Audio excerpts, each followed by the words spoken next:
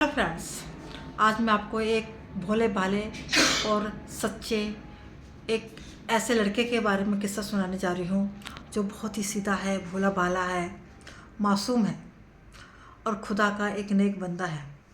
वो लड़का अपनी माँ के साथ अपने घर में रहता है और कहता है, माँ मैं तालीम हासिल करना चाहता हूँ, खुदा की राह में चलना चाहता हूँ। तो उसकी माँ कहती है कि ठीक है बेटा, आप एक काम कीजिए कि आप मदरसे चले जाइए और वहाँ पर आप तालीम हासिल कर लीजिए। माँ उसको मदरसे भेजती है और तालीम हासिल करने के लिए मौलवी साहब से अर्जी करती है कि मेरे बेटे को आप हर दिन दुनिया की सारी तालीम सिखाएं। तो उसकी माँ उसको मदरसे में छोड़ के घर चली आती है। तो बच्चा अपने मौलवी साहब के पास बैठ कर के दीन दुनिया की तालीम हासिल करता है। तो जब वो इस लायक हो जाता है तो जो हाफिज जी थे वो ये कहते हैं कि अपना जो पैसा है, यानी कि जो काम धाम है, जो वो आपका ख़ानदानी काम है, आप उस पर ज़्यादा गौर करें, उसको आप आगे बढ़ाएं और उसके हिसाब से आप आगे चलें। तो सारे जितने भी बच्चे पढ़ रहे थे उन्होंने सबने मौलवी साहब की बात सुनी और सब छुट्टी होने पर अपने अपने घर के लिए रवाना हो गए। जब सबके सब अपने अपने घर के लिए रवाना हो गए तो बच्चे ने कहा कि बच्चा जब अपने घर गया और अपनी माँ से कहा, माँ मेरे पापा क्या काम करते हैं। माँ ने कहा, कुछ नहीं, मैं आपको नहीं बताना चाहती। लेकिन बच्चे ने जिद करी कि माँ मुझे बताओ कि पापा क्या काम करते हैं। माँ बोली, बेटा मैं आपको बता नहीं सकती आपके पापा ने वो काम किया है। फिर भी बच्चे ने फिर भी जिद करी कि नहीं मम्मी आप मेरे को बताओ। हाफिज जी ने कहा है कि आप अपने पापा के पेशेवर यानी काम पे चलें और नेक राह पे चलें, गलत तरीके से ना चलें। मैं ये चाहता हूँ कि मैं अपने पापा का काम आगे बढ़ाऊँ। माँ से वो बच्चा बहुत जिद करने लग गया। माँ एंड में थक गई, हार गई बच्चे को समझाते समझाते। जब वो नहीं माना तो उसने कहा कि बेटा तुम्हारे पापा तो चोरी करते। चोरी। बेटे ने कहा, ठीक है माँ, आज के बाद मैं भी चोरी ही करूँगा। माँ ने कहा, अरे तू पागल है, समझ में क्यों नहीं आता, ये तो गुनाह है, चोरी नहीं करनी चाहिए, गुनाह है। उसने कहा, माँ हमारे मौलवी साहब ने ये कहा है कि कोई भी आप अपना काम करो जो आपका पापा करते हैं उसको काम को आगे बढ़ाओ, लेकिन वो खुदा की नज़रों में गलत भी नहीं होना चाहिए। आप अपना काम इस तरीके से करो कि आपका काम भी हो जाए और खुदा की नज़रों में वो गलत भी ना हो। लेकिन उसकी माँ उसको अपने बच्चे को बहुत समझाती है, लेकिन बच्चा नहीं सुनता है। वो जिद करता रहता है कि नहीं मुझे तो चोरी ही करनी है, जो मेरे पापा ने काम किया है मुझे वही काम करना है और उसी के नक्शे कदम पे मुझे अपना परिवार चलाना है। जब बच्चा बहुत जिद करने लग जाता है तो माँ कहती है, ठीक है बेटा जाओ चोरी करो, अगर आपको ऐसा लग रहा है कि मैं चोरी करके ठीक हूँ तो ठीक है आप चोरी कीजिए। उसने कहा ठीक है। अब बच्चे ने नमाज़ पढ़ी। नमाज़ पढ़ के उसने सोचा पहले मैं चोरी अपने पड़ोस में ही करूँगा। बच्चे ने नमाज़ पढ़ी। नमाज़ पढ़ने के बाद सो गया और रात होने का इंतज़ार करने लग गया कि जब रात होगी तब मैं जाकर अपने पड़ोसी के घर में चोरी करूँगा। अब काफ़ी रात हो गई, पड़ोसी उसका सो गया सॉरी पड़ोसी सो गया। तो वो गया अपना बोरी वगैरह ले करके कि अब मुझे चोरी करनी है। तो वहाँ जाता है तो देखता है कि वो पड़ोसी तो बहुत मजबूर है, लाचार है। मैं कैसे चोरी करूं? ऐ मेरे खुदा, मैं इसके घर में कैसे चोरी करूं? ये तो बहुत मजबूर है और मैं अपने बताए हुए मौलवी साहब के उसूल नहीं तोड़ सकता और मैं ये गलत काम नहीं कर सकता।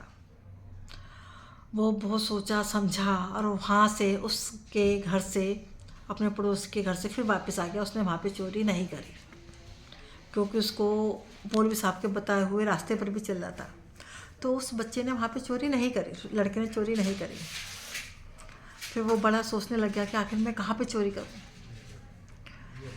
सोचता रहा। वो काफ़ी घरों में गया, लेकिन वहाँ से वो लौट करके वापस आता रहा कि नहीं, वो गरीब है, वो लाचार है, वो मजबूर है, वो बेचारा बेसहारा है। इस तरीके से वो कहीं पर भी चोरी नहीं कर पाया। वो काफ़ी हद तक परेशान रहा कि अब मैं क्या करूँ, मैं अपने पापा का बिजनेस कैसे आगे बढ़ाऊँ, मैं कैसे आगे चलूँ। जब वो परेशान हो गया, चारों तरफ से नहीं उसकी समझ में आया, तो उसने क्या किया,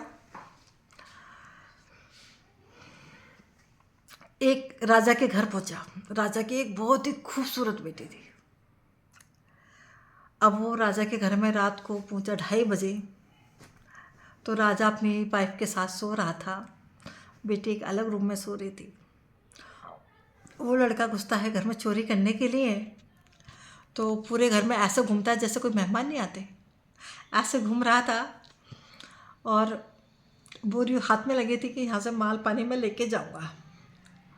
अब वो पूरे घर में बहुत सारे कमरे थे, वो सोच नहीं पा रहे थे यार किस कमरे में तिजोरी रखी है जो मैं वहाँ से कुछ माल को चुरा लूँ।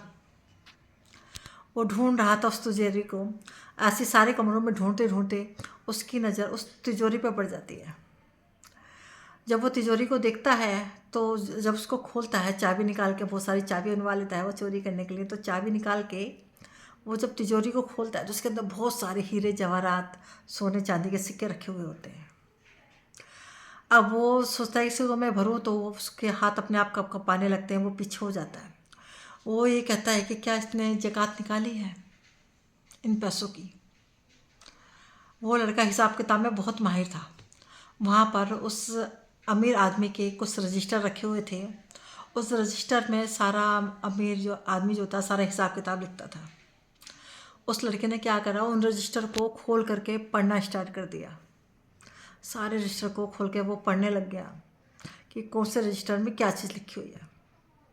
वो पढ़ता है तो देखता है कि हाँ भी यहाँ से इतना कमाया और उसने कहीं पर भी ज़कात नहीं निकाली है, ना ही जान का सदका निकाला, या कुछ भी नहीं निकाला। यानी कि उसने क्या करा, उस चोर ने उस तिजोरी से जो ज़कात का हिस्सा था गिन करके सारा कि इतने का है सारा पैसा, उसने गिन करके ज़कात के हिस्से का पैसा एक साइड कर दिया और दूसरे पैसे एक साइड कर दिए।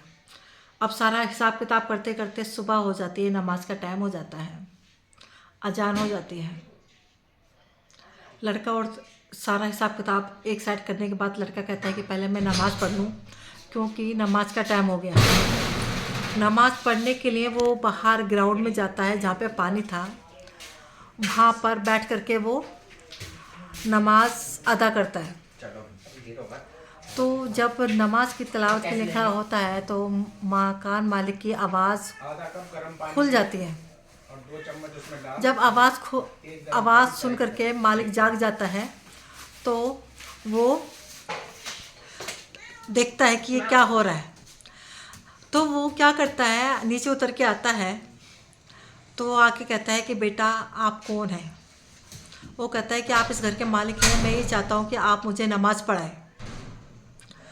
तो कहता है कि वो डर जाता है कि नहीं, पहले आप ये बताएं कि आप कौन हैं।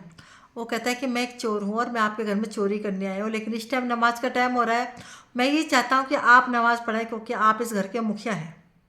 अब वो अमीर आदमी डर के मारे उसको नमाज़ पढ़ाता है, नमाज़ करवाता है, नमाज़ दोनों जने पढ़ते हैं। नमाज़ पढ़ने के बाद वो ये कहता है कि मैं यहाँ पे चोरी करने के लिए आया हूँ, आपके पास बहुत सारे पैसे, बहुत सारे पैसे, क्या आपने कभी ज़कात निकालना ज़रूरी नहीं समझा। अब वो अमीर आदमी कहता है तू पागल है क्या, तू चोरी करने आया तो चोरी कर, तेरे को इस बात से क्या लेना देना। तो वो कहने लग गया कि नहीं, मैं ऐसे घर में चोरी नहीं करता जहाँ पे नमाज ज़कात ना निकले, जो बेईमानी का हो, जो बेईमानी का हो ऐसी जगह पे मैं चोरी नहीं करता।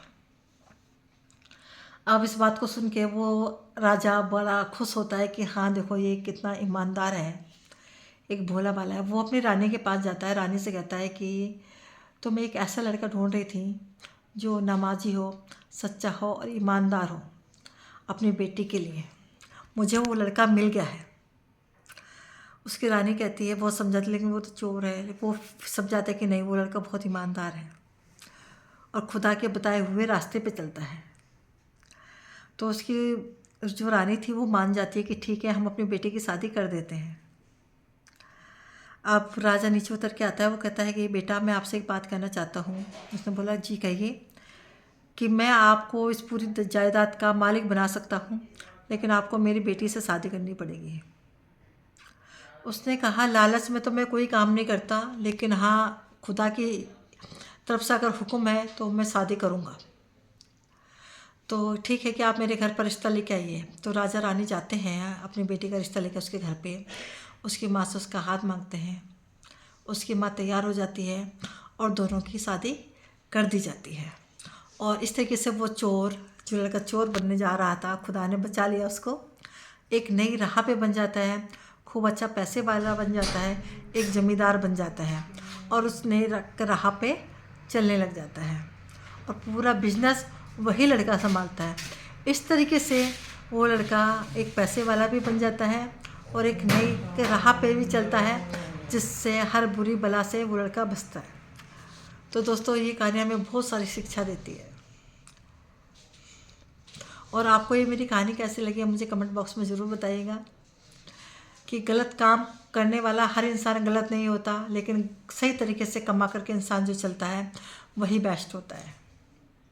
मेरा मानना तो यही है। आपका मानना क्या, आप मुझे कमेंट बॉक्स में बताइएगा और मुझे मैसेज ज़रूर कीजिएगा और बताइएगा कि आपको ये मेरा ब्लॉग्स कैसा लगा।